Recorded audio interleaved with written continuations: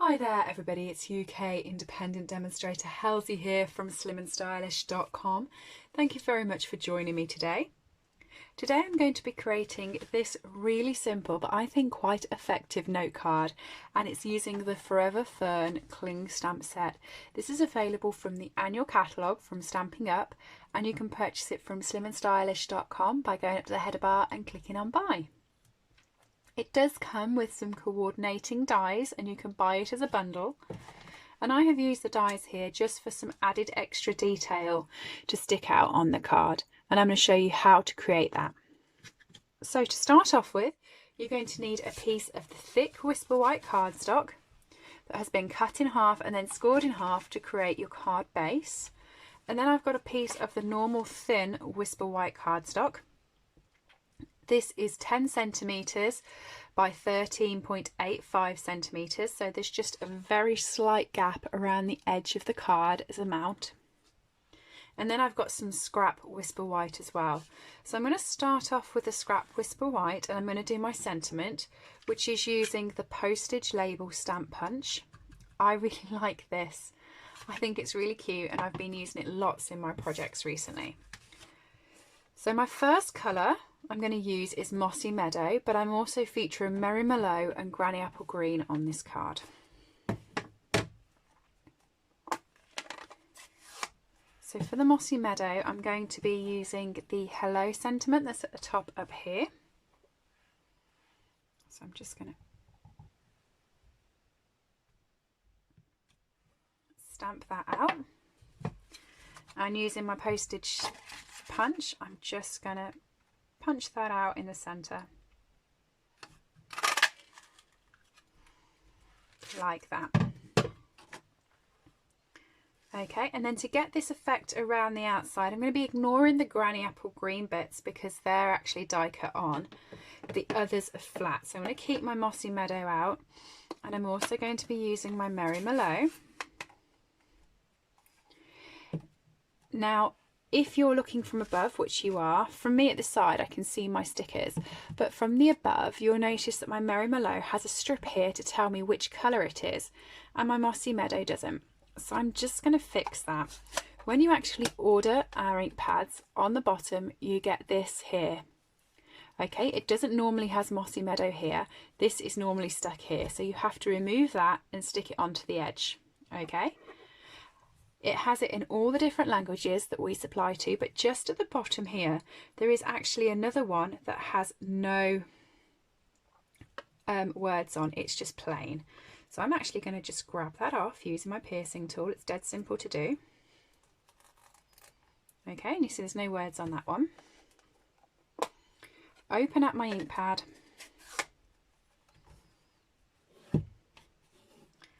And pop it down there. You might have seen me do this before. I've been trying to save doing this for my videos so that if anyone catches me new and they didn't know that this was a feature before, they now know and can do it on their own ink pads.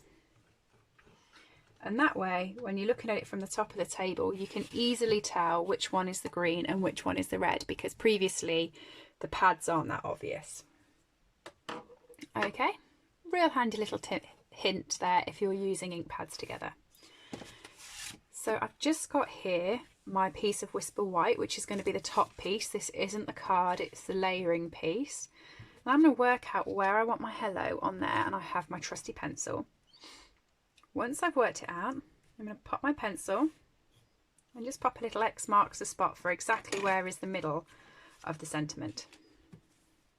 Okay, and I'm using this one here, which is this, I think it looks like berries, so I'm very happy using that with Merry Mallow. And then I have my leaf up here, which is one of the smaller ones, and I'm going to be using Mossy Meadow with that one. Okay, these two here I'm not going to be using this time round, but this one is actually my favourite of the set, just as a little heads up. It is a distinctive set, so what that means is you do want to ink it up.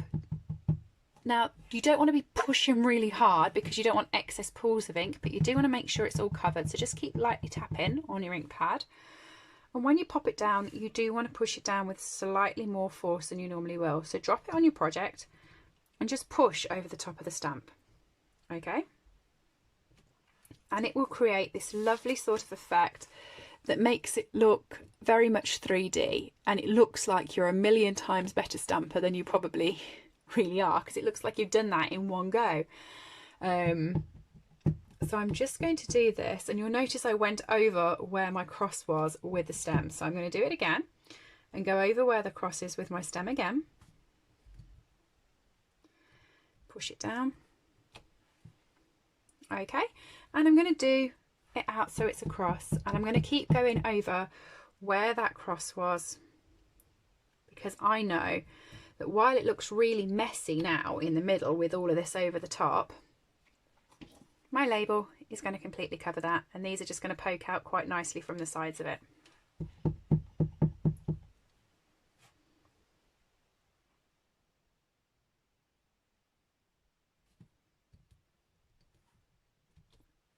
Okay. So that's the background stamping done. I can now put my lid on Mossy Meadow because I'm not going to use that again, and I have a habit of popping my fingers into the ink pad or knocking it over and making a mess. So whenever I do my workshops, I just always tell people, if you're not using it, pop the lid on it, and then it will stop that mess from happening. Our ink pads actually interlink together, so we have these little bubbles on the bottom and little holes here, so you can pop them on top and they build a tower and they don't move, so there's no problem with resting them on top of each other to use. So I'm going to do the same where I ink this one up, and this time I'm going off to the side. I'm going kind of diagonally. Again, I'm going over where the cross was, and I'm going to push that down like that. And over this side. So I'm kind of doing a vertical cross now.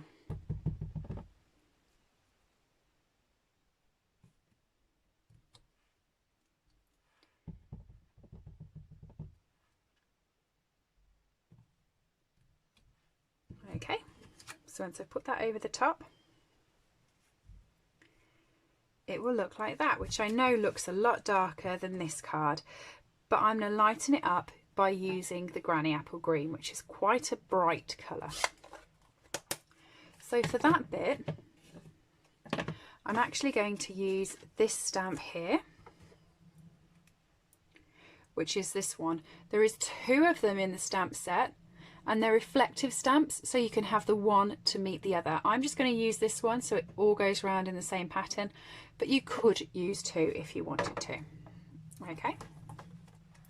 And I've got a bit of scrap Whisper White just here. So what I'm going to do with my Granny Apple Green is I'm going to, actually no I'm not, I've got my scrap that I was using earlier. I'm going to use this. So I want 3 of these. So I'm going to ink it up. 1, 2, 3, and then I'm just going to die cut these out. Okay, so I'm going to pop you on pause and I'll be back in 2 seconds because I can't fit my die cut machine on the table, and we'll finish making the card.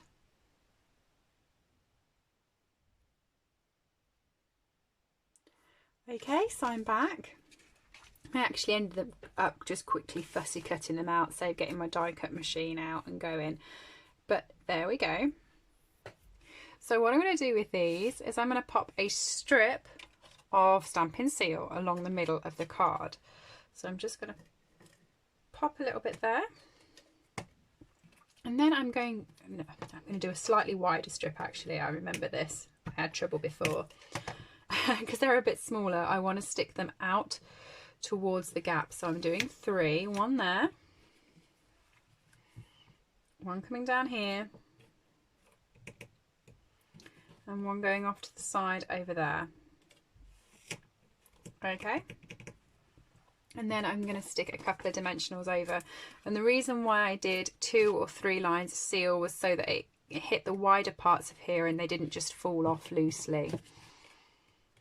So I'm just going to pop some dimensionals onto my postage stamp now and and stick that over the top of the card towards the center. Like that, which has lightened it up, I feel, and I think it makes it look really effective. So then I've actually got my piece of my card base and my piece of Whisper White. I'm going to stick a load of dimensionals over the back of here, because I'm not sticking it onto thick I'm not putting a thick piece of cardstock on here. Instead of having my usual 5 dimensionals, I'm going to pop a couple more on, just so it stays up and poofy when it goes in the post and doesn't get flattened. The only problem with doing this is you get more dimensional backs, which are just a nightmare, but you know.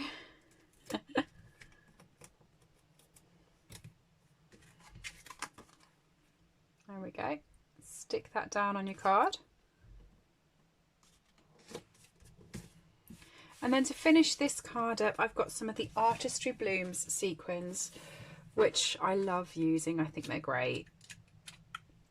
And my take a pick tool, and I'm just going to add 2 of the big sequins and 1 of the little sequin, just sort of around the edges of the card, just so that you get a little shimmer of light. And I really love these. I think they're gorgeous. Well, you can tell I'm running short. So there we go. There is my finished card using the Forever Fern Cling Stamp Set. If you liked this card, please do give me a thumbs up, comment and subscribe, and I'll see you again soon.